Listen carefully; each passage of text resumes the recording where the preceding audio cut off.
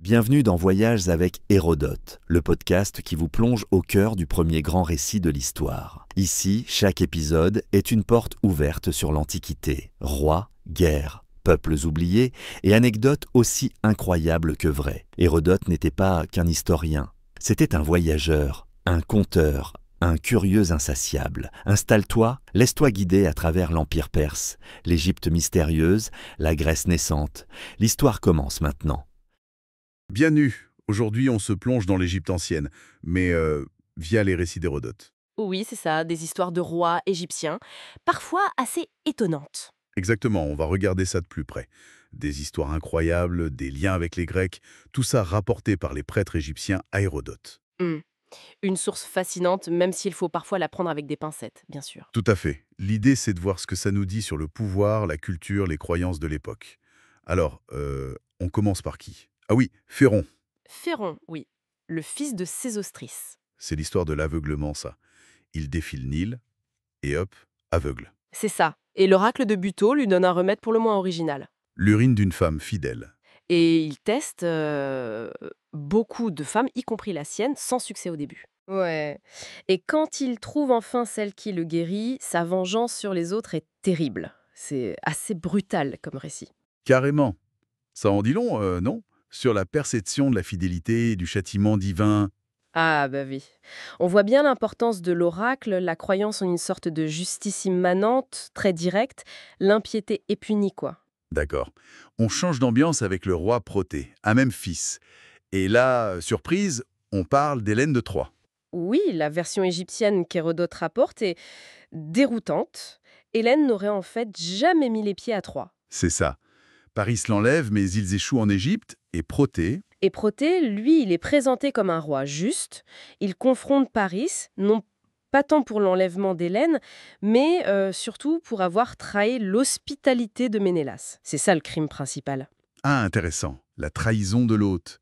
Exactement. Donc il garde Hélène et les trésors pour les rendre à Ménélas, mais il laisse repartir Paris. C'est assez nuancé. Hérodote signale bien que ça contredit Homère, mais il trouve ça plausible. Ça donne une autre perspective, c'est sûr.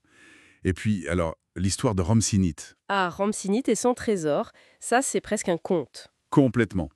L'architecte qui laisse une pierre mobile pour que ses fils puissent voler le trésor royal. Oui, et le roi qui s'en rend compte, qui tend un piège, et un des fils se fait prendre. Et là, le frère survivant coupe la tête de son frère pris au piège pour qu'on ne puisse pas l'identifier.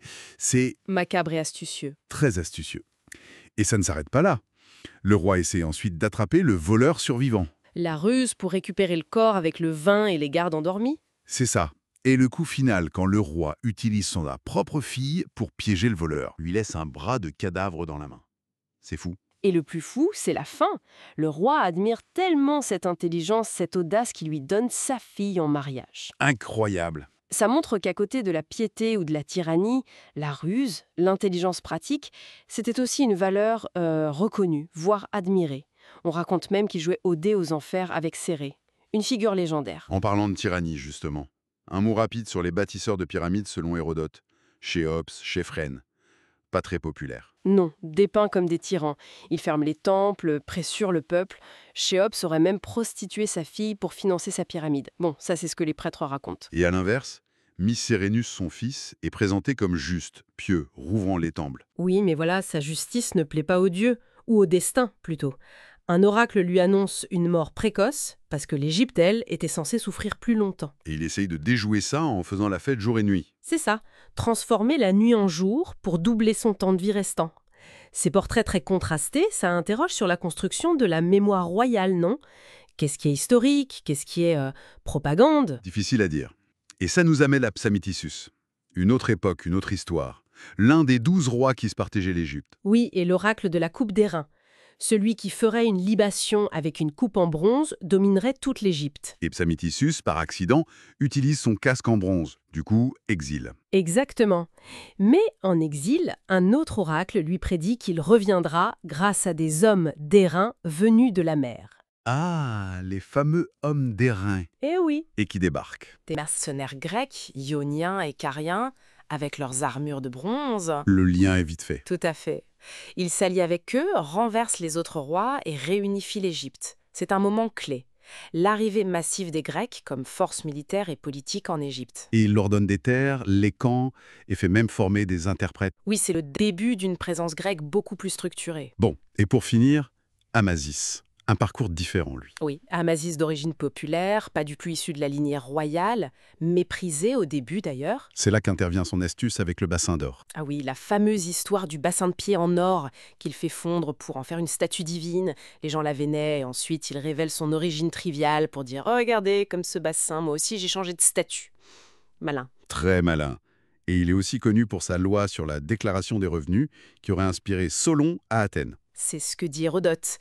Et surtout, Amasis est très favorable aux Grecs. Oui, il leur permet de s'installer à Naucratis, c'est ça? Ça, Le grand port commercial. exactement. Il leur donne Naucratis comme seule base commerciale et les autorise à y construire des temples, comme l'Hélénion, un temple commun à plusieurs cités grecques. Il épouse même une grecque de Cyrène, Ladicée. Ça montre une vraie ouverture. Oui, une période de prospérité, d'habileté politique et d'intégration au monde méditerranéen, juste avant la grande confrontation avec les Perses. C'est une figure complexe et intéressante. En résumé, tous ces récits d'Hérodote, c'est une fenêtre incroyable sur l'Égypte, non?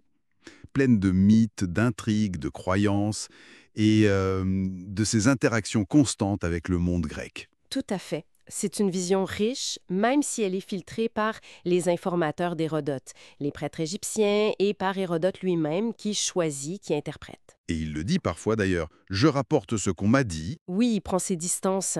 Et c'est ça qui est passionnant finalement. Ça nous laisse avec la question Jans, qu'est-ce qui relève du mythe, de l'histoire, de la propagande peut-être dans tout ça, et surtout qu'est-ce que la façon dont ces histoires sont racontées nous apprend sur l'image que les Égyptiens de l'époque voulaient projeter.